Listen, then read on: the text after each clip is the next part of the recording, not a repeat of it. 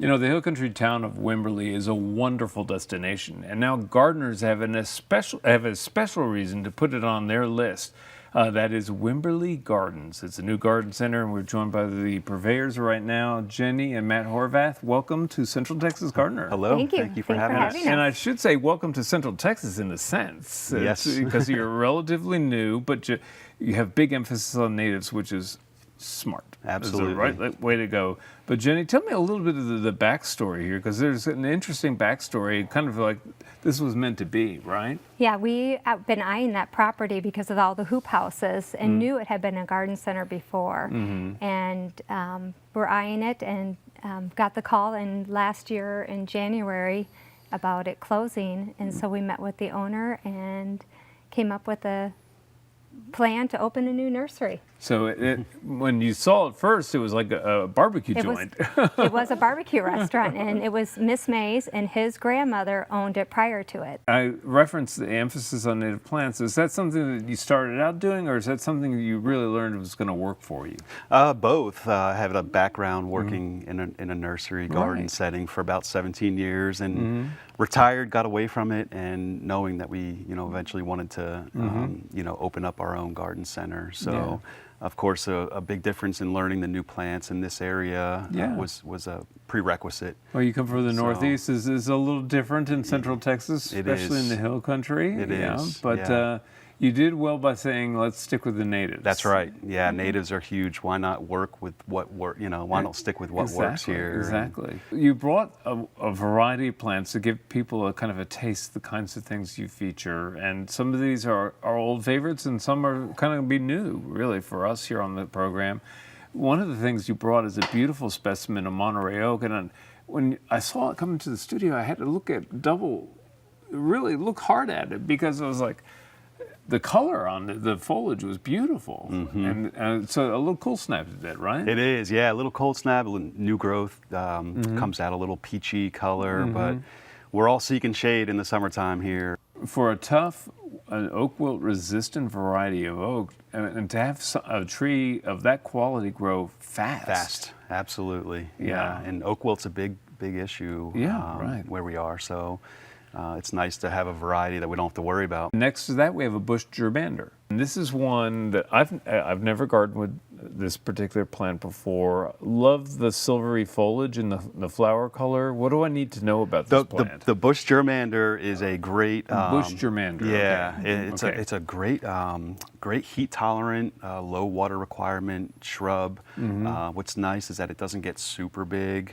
Maxes out at about 4 to 5 feet. Pretty green gray foliage with a little silver undertone, and of course they bloom that purple bluish color all season long. So attract pollinators. yes, it does. Yeah. Hummers and bees, and if you're looking for a nice foundation plant or even a rock garden, the bush germander is a great choice. It looks like you could let it kind of just do its thing, or you could keep it nice and tidy if you wanted to. Yep, it adapts well to pruning, or you can just let it go. But like I said, it doesn't max out at 5 feet or so, so it won't be overbearing. No, right next to that is Salvia coccinea, which is, and there's so many plants that are related to this, but I love what I call the big leaf salvias, because they do sun or shade, you name it. Absolutely, and that's a big question we always have is the shade.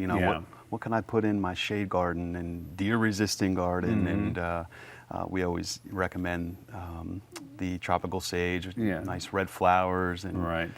Again, a great attractor for hummingbirds. Absolutely. They love this plant. Absolutely. And I've actually seen this kept as a ground cover where people plant it in mass and then mow it.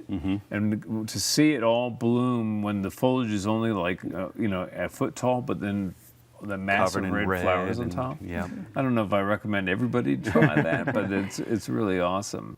We're going to come back to some more plants, but I want to talk to Jenny a little bit more. Another cool thing that a lot of the mom and pop shops do is have great gift shops and great garden accessories. Tell me a little bit about what's available. We have a great gift shop. We have I make handmade candles. Oh, wow. I actually don't make them, but I have somebody that I go in and I sit down and I blend with them. Oh, cool. And they're mostly plant-based. So we have really great tool line. We have all sorts of pottery, anything that you Yeah. want. Great things to pot in. Yeah. We go out thrifting a lot so we can find some really unique containers for our succulent classes that we offer. So we have ladies' night, and men can do it too, but it tends to be more ladies that come in and Sure. do the succulents. And That sounds like a lot of fun. And you're talking to a pottery addict, so I'm just going to pretend like I didn't hear all that. we also do lots of indoor house plants. Good. A lot of indoor house Good, plants. good. All right. The hoop houses come in handy. They do. Yeah, all Yes. right. Very good. Well, let's continue our tour. You brought in what looks to me like Society Ehrlich over here, and this is a little plant that just goes and goes. It does, yeah. It's again, it can tolerate our Texas heat really well, and puts off, as you can see, a nice, about an 18-inch spike Yeah. lavender flower. Yeah. Again, it falls in that deer-resistant category. Yeah, it's pretty so stinky. It is, and of course, you can, it will clump, and after a few years, you can Yeah. divide it and make Yeah. new plantings out of it. I like to use it as like a border plant in herb gardens or vegetable gardens even. Absolutely. And as you indicated, very tough as well. Copper Canyon daisy is on the back over there, and this is aromatic. It's colorful, just terrific. Yeah, it's a great perennial, again, really known for its fall blooming, yellow, prolific yellow flowers in the fall. And some people like the smell, some people, not so much, but it's got a unique citrusy, woody type of aroma. I like it. I but- like it a lot. Yeah, I do too. But yeah, it's another really good heat-resistant, drought-tolerant Yeah. perennial. Well, it's become a standard for a lot of gardeners, and people really pride themselves in the ability to keep this one going. I don't know why, because it just seems to go everywhere. It does, but yeah. I really like it. I love the foliage. In front of that is cat mint. And how does this vary from catnip? Catmint is it's one of my favorite perennials. Wasn't actually really familiar with it, a year or so ago, and we just decided to take one and plant it in our nursery, and just to see what it does it's really a stunning perennial. Wouldn't consider it a ground cover necessarily, but it gets about a foot high and about a 3-foot spread on it, and just puts off really, really prolific purple flowers. Well, you have a lot of issues in the hill country, and I guess that you do a lot of education for the homeowners or your customers as well to help do. them through the how to deal with the rocks, the deer, you name it, right? Yes, we do. We do a lot of that. Matt's really good at that, and the landscaping side of that takes care of that. And we're full of customers of coming in that are wanting the landscaping as well as the Sure. garden knowledge and planting knowledge. Right. And so you actually offer classes and how-to kinds of things, which has become a staple in the nursery industry in a way, but still, people love it. It's a great way to learn. It is, yeah. It makes for a great community event, and Yeah. we a few weeks ago had a class on organic gardening, and just a really neat, casual, fun setting. Yeah. We have to be brief here, but Angelonia is one that our producer Linda really loves, and Yes. this is I understand it's a great plant for the potting or beds or whatever. It is. It's the Texas Superstar Serena, and again, like she said, it's a great border plant, pot plant.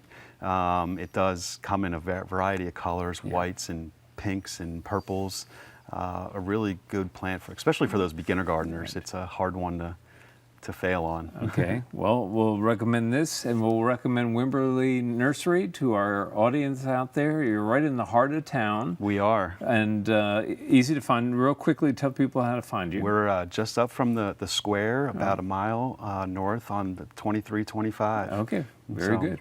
All right, well, thank you both for being here, and again, best wishes for your enterprise. Thank you Thank very you. much. Thank you very Thanks much. for having us. And coming up next, it's Stephanie.